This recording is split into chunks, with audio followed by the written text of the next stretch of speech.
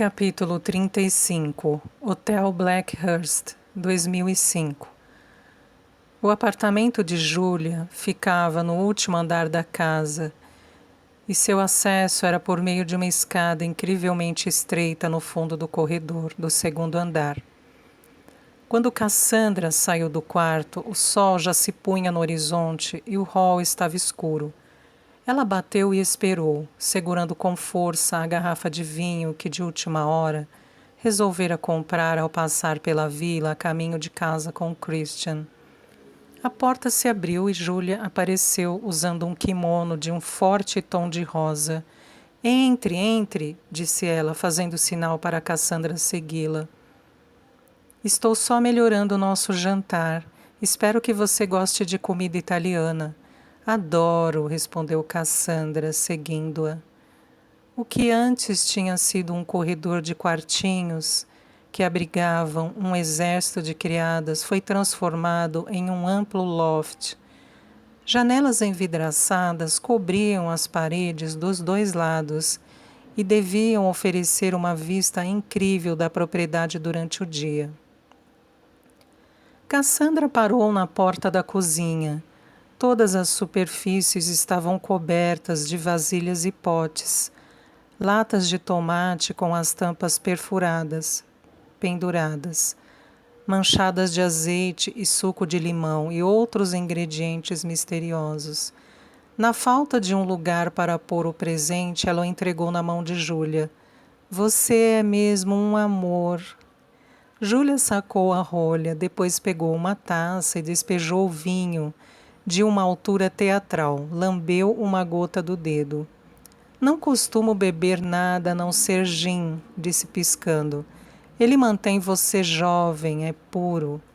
Ela entregou a taça com o líquido vermelho e pecaminoso para Cassandra e saiu da cozinha. Agora venha se sentar. Ela indicou uma poltrona no meio da sala e Cassandra acomodou-se. Diante dela havia um baú de madeira que funcionava como uma mesa de centro, e no meio dele havia uma pilha de álbuns de recortes com capas de couro marrom desbotado. Cassandra sentiu um arrepio de empolgação e seus dedos formigaram de desejo. Dê uma olhada neles enquanto eu dou os últimos toques no nosso jantar. Ela não precisou falar duas vezes. Cassandra pegou o álbum que estava no alto da pilha e passou a palma da mão de leve sobre sua superfície. O couro tinha perdido a aspereza, estava lindo e macio como veludo. Cheia de expectativa, abriu o álbum e leu, escrito em uma caligrafia bonita e clara, Rose Elizabeth Montretet Walker, 1909. Passou a ponta do dedo sobre as palavras e sentiu as marcas no papel. Imaginou a pena com que tinham sido escritas. Cuidadosamente virou as páginas até chegar à primeira entrada. Um ano novo. Em um ano em que ocorrerão acontecimentos extraordinários, mal consegui me concentrar depois que o Dr. Matthews veio e me deu o veredito. Confesso, as tonteiras que venho tendo haviam me deixado muito preocupada, e não só a mim. Bastava olhar para a mamãe para ver a ansiedade estampada em seu rosto. Enquanto o Dr. Matthews me examinava, eu fiquei imóvel, com os olhos fixos no teto, afastando o temor de minha mente, com o pensamento voltado para os momentos mais felizes de minha vida até aqui. O dia do meu casamento, é claro. Minha viagem a Nova York, o verão depois da chegada de Elisa a Blackhurst. Como essas lembranças parecem alegres quando a vida que elas marcam está ameaçada. Depois, quando mamãe e eu nos sentamos no sofá, aguardando o diagnóstico do Dr. Matthews, ela segurou minha mão. A mão dela estava fria. Eu a fitei, mas ela evitou meus olhos. Foi quando eu me preocupei de verdade. Durante todo o período de enfermidades que tive na infância, mamãe sempre manteve o otimismo. Fiquei imaginando por que sua confiança a teria abandonado. O que ela teria intuído para estar tão preocupada? Quando o Dr. Matthews pigarreou, apertei a mão de mamãe e esperei. O que ele disse foi mais surpreendente do que eu teria sonhado. Você está grávida. De 2 meses, eu diria. Se Deus quiser, o bebê nascerá em agosto. Ah, não há palavras que possam exprimir a alegria que essa palavra provocou em mim. Um bebê para amar, um herdeiro para Nathaniel, um neto para mamãe, um afilhado para Elisa. Os olhos de Cassandra arderam. Sentia uma forte emoção ao pensar que este bebê, cuja concepção Rose comemorou, era Nell, que este bebê tão desejado era a avó querida de Cassandra. Os sentimentos de Rose eram especialmente comoventes por terem sido escritos na ignorância do que estava por vir. Ela folheou rapidamente o diário, passando por retalhos de renda e fita, breves notas sobre as visitas do médico, convites para diversos jantares e bailes no condado, até que finalmente, em dezembro de 1909, encontrou o que estava procurando. Ela chegou. Registro isto um pouco mais tarde do que esperava.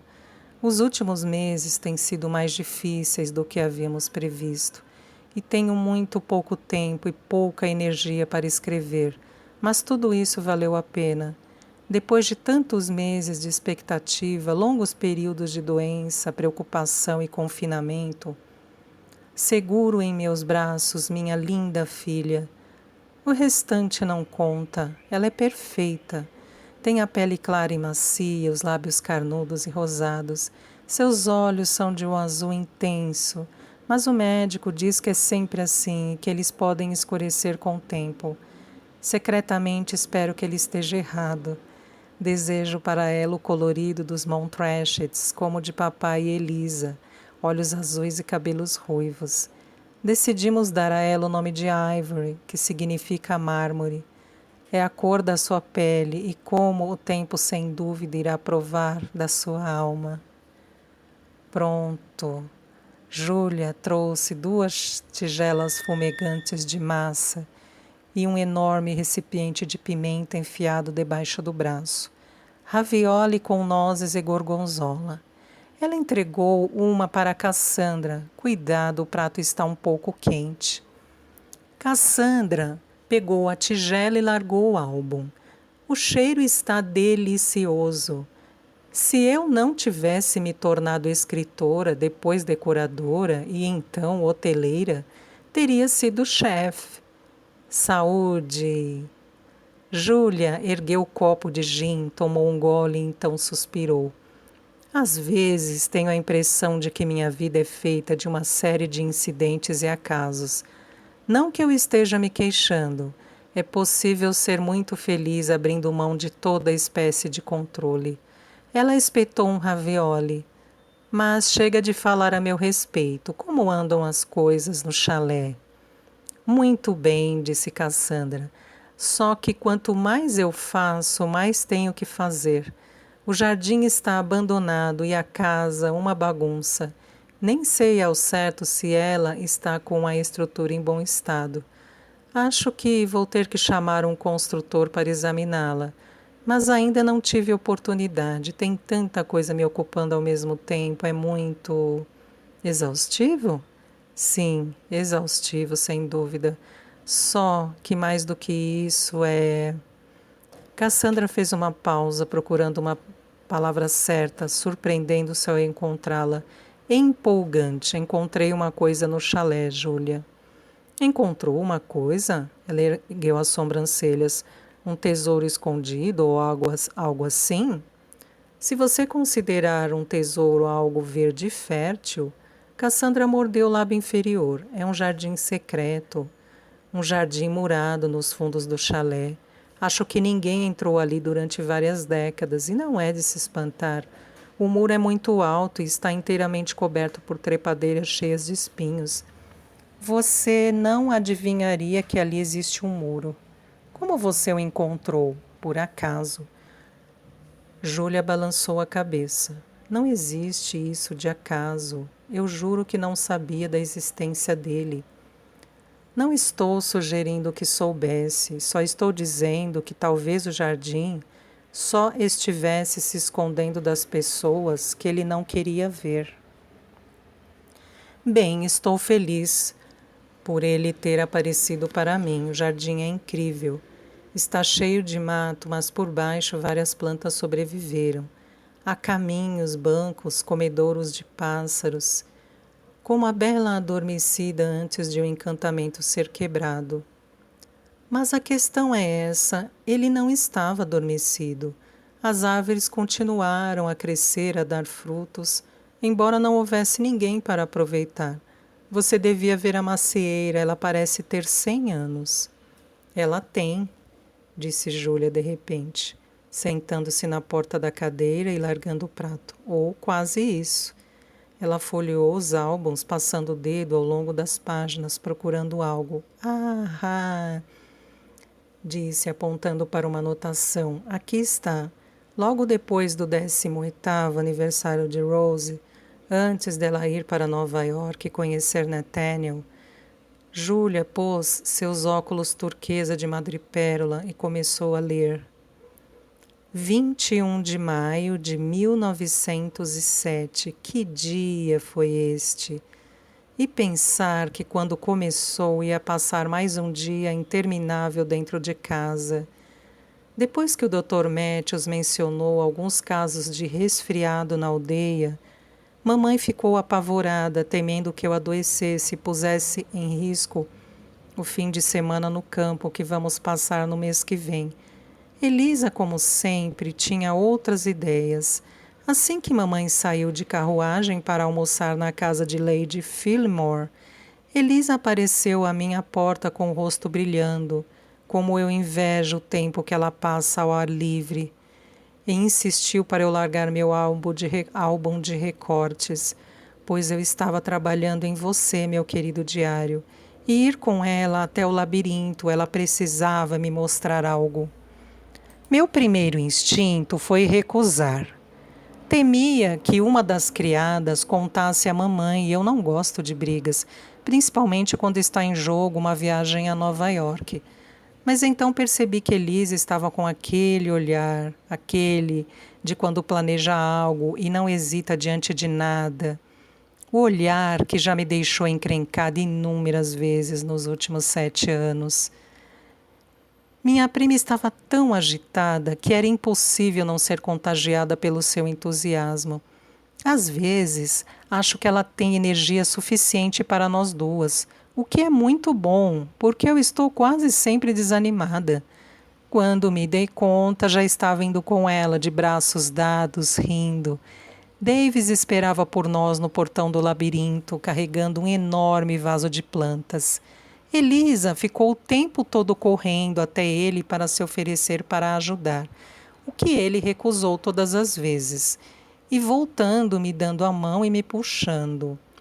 Nós continuamos assim pelo labirinto, com o qual Elisa parece extremamente familiarizada, atravessando a área central, passando pela alça de ferro que ela diz que leva a uma passagem subterrânea, até chegar finalmente a uma porta de metal com um grande ferrolho, com um floreio. Elisa tirou uma chave do bolso da saia e antes que eu tivesse tempo de perguntar onde ela tinha encontrado aquilo, ela a enfiou na fechadura e abriu a porta. Lá dentro havia um jardim, igual e ao mesmo tempo diferente dos outros jardins da propriedade. Para começar, é completamente murado, altos muros de pedra de todos os lados, interrompidos apenas por 2 portas de metal, uma em frente à outra. Então existe outra porta, disse Cassandra. Eu não consegui encontrá-la. Júlia olhou por cima dos óculos. Foram feitas reformas por volta de 1912 e 1913. O muro de tijolos da frente foi uma das modificações. Talvez eles tenham removido a porta nessa época, mas espere, escute só isso. O jardim estava limpo e tinha poucas plantas. Parecia terra arada, esperando para ser semeada depois do inverno. No meio dele havia um banco de metal ao lado de uma bacia de pedra para passarinhos. E no chão, diversos caixotes de madeira cheios de mudas de plantas. Elisa correu para dentro, parecendo uma colegial. Que lugar é este?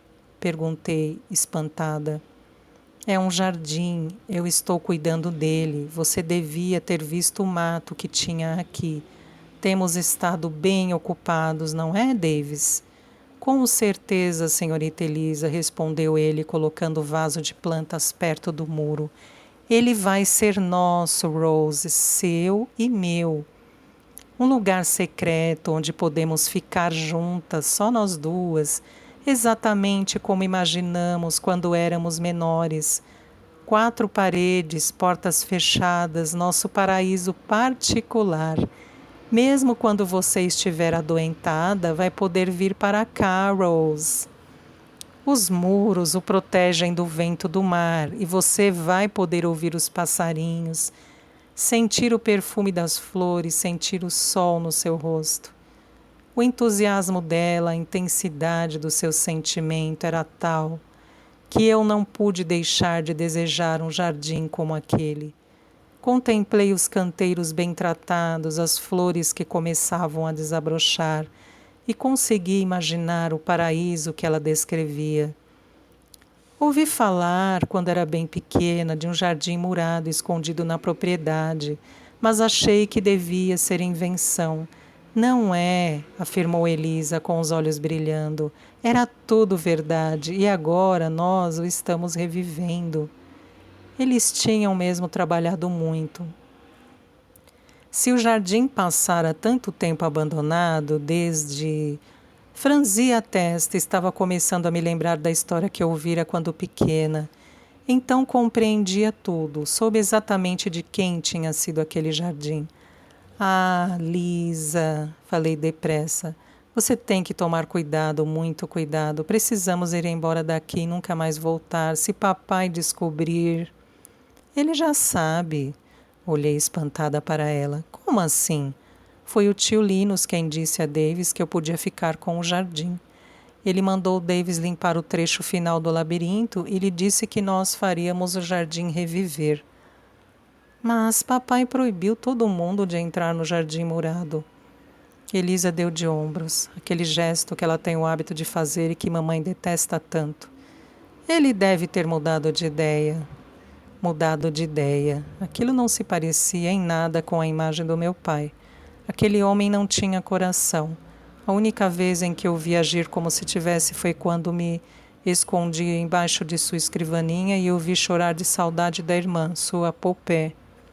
De repente eu senti um peso no estômago. É porque você é filha dela. Elisa não ouviu. Arrastava o vaso na direção de um buraco perto do muro. Esta é a nossa primeira árvore nova. Vamos cumprir um ritual, por isso é tão importante que você esteja aqui hoje. Esta árvore vai continuar a crescer, não importa para onde a vida nos leve, e ela vai se lembrar sempre de nós, Rose e Elisa. Davis estava do meu lado, segurando uma pequena pá. A senhorita Elisa deseja que a senhorita seja a primeira a jogar terra nas raízes da árvore, senhorita Rose. A senhorita Elisa deseja. Quem sou eu para discutir com uma força daquelas? Que árvore é essa? Perguntei. Uma macieira. Eu devia ter adivinhado. Elisa sempre gostou de simbolismos. E as maçãs, afinal, foram o primeiro fruto. Júlia ergueu o olhar do álbum e uma lágrima escorreu dos seus olhos. Ela fungou e sorriu. Eu adoro a Rose. Você não consegue sentir a presença dela aqui conosco? Cassandra sorriu de volta. Tinha comido uma maçã de uma árvore que sua bisavó havia ajudado a plantar quase 100 anos antes. Enrubesceu ligeiramente quando a lembrança da maçã evocou o sonho estranho que tivera. A semana inteira, enquanto trabalhava ao lado de Christian, tinha conseguido bloqueá-lo. Achava que estava livre dele. E agora você está limpando o mesmo jardim. Que bela simetria. O que Rose diria se soubesse? Júlia tirou um lenço de papel de uma caixa ali perto e assoou o nariz. Desculpe, disse ela, limpando o rímel sob cada um dos olhos. É tão bonito. Ela riu. É uma pena que você não tenha um Davis para ajudá-la. Não é um Davis, mas tem uma pessoa me ajudando sim, disse Cassandra. Ele esteve lá todas as tardes esta semana. Conheci-o quando ele e o irmão Michael foram tirar uma árvore que caiu sobre o chalé. Acho que você os conhece. Robin Jameson comentou que eles também cuidam do seu jardim. Os irmãos Blake, eles cuidam mesmo do jardim e eu gosto de vê-los trabalhar. Michael é bem bonito, não acha? Ele é encantador. Se eu ainda estivesse escrevendo, imaginaria Michael Blake quando descrevesse meu galã. E Christian? Apesar de se esforçar para parecer indiferente, Cassandra sentiu o rosto enrubescer. Ah, ele seria sem dúvida o irmão mais jovem, mais inteligente, mais calado, que surpreende a todos, salvando a situação e conquistando o coração da heroína. Cassandra sorriu. Não vou nem perguntar quem eu seria. E eu sei muito bem quem eu seria, disse Julia, respirando. A beldade envelhecida que não tem nenhuma chance de conquistar o herói e que canaliza sua energia para ajudar a heroína a cumprir o seu destino. A vida seria muito mais fácil se fosse como um conto de fadas, disse Cassandra, se as pessoas fossem personagens previsíveis. Ah, mas elas são. Só que pensam que não são. Até a pessoa que insiste em dizer que essas coisas não existem é um clichê, um pedante que tenta afirmar que é uma pessoa única. Cassandra tomou um gole de vinho. Você não acredita que possa existir originalidade? Nós somos todos pessoas únicas, mas nunca da forma como imaginamos. Júlia sorriu, depois fez um gesto com a mão, fazendo tilintar suas pulseiras. Ouça só o que eu estou dizendo. Eu sou uma extremista horrível. É claro que existem variações de caráter. Seu Christian Blake, por exemplo, não é um jardineiro profissional, você sabe. Ele trabalha em um hospital em Oxford. Quer dizer, trabalhou. Uma especialidade médica qualquer. Eu esqueço o nome, eles são tão compridos e confusos, não são? Cassandra ficou atenta. O que um médico está fazendo cortando árvores? O que um médico está fazendo cortando árvores? Repetiu Júlia. É exatamente isso que eu estou dizendo. Quando o Michael me contou que o irmão ia começar a trabalhar com ele, não questionei, mas fiquei curiosa. O que faz um jovem trocar de profissão assim, sem mais nem menos? Cassandra balançou a cabeça. Ele mudou de ideia? Uma mudança e tanto, eu diria.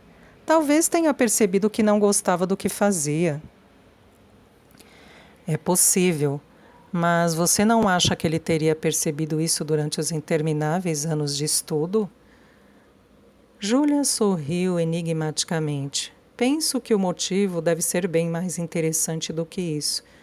Mas eu sou uma escritora e é difícil abandonar velhos hábitos.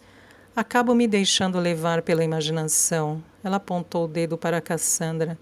É isso, meu bem, que torna interessante um personagem, seus segredos. Cassandra pensou em Nell e nos segredos que ela guardava. Como tinha conseguido descobrir quem era e não contar a ninguém? Gostaria que minha avó tivesse visto os álbuns de recortes antes de morrer. Eles teriam significado muito para ela. Seria quase como escutar a voz da própria mãe. Tenho pensado na sua avó a semana inteira, disse Júlia. Desde que você me contou o que aconteceu, fico imaginando o que fez Elisa levá-la. E o que você pensou? Inveja, disse Júlia. Eu volto sempre a esta hipótese. É um motivo muito poderoso e Deus sabe que havia muito que invejar em Rose. Sua beleza, seu marido talentoso, sua origem. Durante toda a infância delas, Elisa deve ter visto Rose como a menina que tinha tudo, especialmente o que ela não tinha. Pais ricos, uma bela casa, uma natureza bondosa que todos admiravam. Então, na idade adulta, ver Rose se casar tão depressa e com um homem que devia ser um ótimo partido, depois engravidar, ter uma filha linda, nossa, até eu tenho inveja da Rose. Imagino o que isso significou para Elisa, que era até certo ponto uma estranha no ninho. Ela esvaziou o copo e o pôs enfaticamente na mesa. Não perdoo o que ela fez de jeito nenhum. Só estou dizendo que não me surpreende. É a explicação mais óbvia, não é? E geralmente a explicação mais óbvia é a correta. Está tudo aí nos álbuns. Bem, está tudo aí se você souber o que está procurando. Depois que Rose descobriu que estava grávida, Elisa começou a se afastar. Há poucas referências a Elisa após o nascimento de Ivory. Rose deve ter ficado triste. Elisa era quase uma irmã, e de repente, em um momento tão especial, ela se afastou, fez as malas e foi embora de Blackhurst. Para onde? Perguntou Cassandra surpresa. Viajou para o exterior, eu acho. Júlia franziu a testa. Agora que você mencionou isso, não sei ao certo o que Rose diz a respeito. Ela fez um gesto com a mão, e na verdade isso não vem ao caso. O fato é que ela partiu quando Rose estava grávida e só voltou depois do nascimento de Ivory. A amizade delas nunca mais foi a mesma. Cassandra bocejou e ajeitou o travesseiro. Seus olhos estavam cansados, mas ela estava quase no fim de 1907 e não queria largar o álbum com poucas páginas faltando para o final. Além disso, quanto mais cedo os lesse, melhor. Embora Júlia tivesse tido a gentileza de lhe emprestar os álbuns, Cassandra sabia que ela não ia querer ficar sem eles por muito tempo.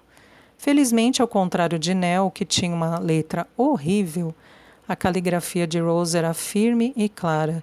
Cassandra tomou um gole de seu chá, que já estava morno, e passou diversas páginas cheias de pedaços de tecido, fitas, tule de noiva e assinaturas floreadas.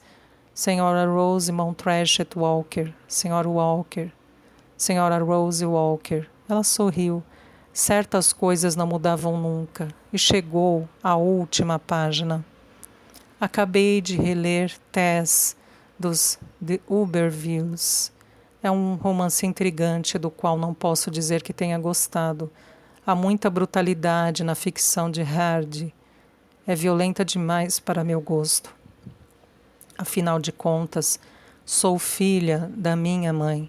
A conversão de Angel ao cristianismo, seu casamento com Lisa Lou, a morte do pobre bebê Sorrow, esses acontecimentos me perturbam, todos eles. Por que o bebê foi privado de um enterro cristão? Os filhos não podem ser culpados pelos pecados dos seus pais, não é mesmo? Será que Hardy aprova a conversão de Angel ou ele é um cético?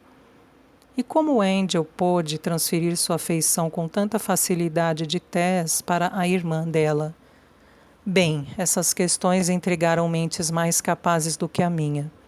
E meu objetivo ao reler a história trágica da pobre e infeliz Tess não foi a de fazer crítica literária. Confesso que consultei o Sr. Thomas Hardy na esperança de que ele pudesse oferecer algum insight do que eu devo esperar quando me casar com Nathaniel, mais especialmente do que é esperado de mim. Fico corada só em pensar nisso. Nunca vou ter coragem de falar sobre elas. Imagine a cara de mamãe. Infelizmente, o Sr. Hardy não forneceu as respostas que eu estava buscando. Eu não lembrava direito. O desvirginamento de Tess não é contado em detalhes, então é isso. A menos que eu encontre outra pessoa a quem recorrer, não o Sr. James, eu acho, nem o Sr. Dickens, vou ser obrigada a mergulhar de olhos vendados no abismo. Meu maior temor é que Nathaniel tenha que ver minha barriga, espero que não. A vaidade é um grande pecado, mas infelizmente não consigo evitá-la. Minhas marcas são tão feias e ele gosta tanto de minha pele clara. Cassandra releu as últimas linhas. Que marcas eram essas a que Rose se referia? Marcas de nascença, talvez? Cicatrizes? Tinha lido algo mais nos álbuns que pudesse esclarecer aquela anotação? Por mais que tentasse, Cassandra não conseguia lembrar. Estava muito tarde e ela se sentia cansada.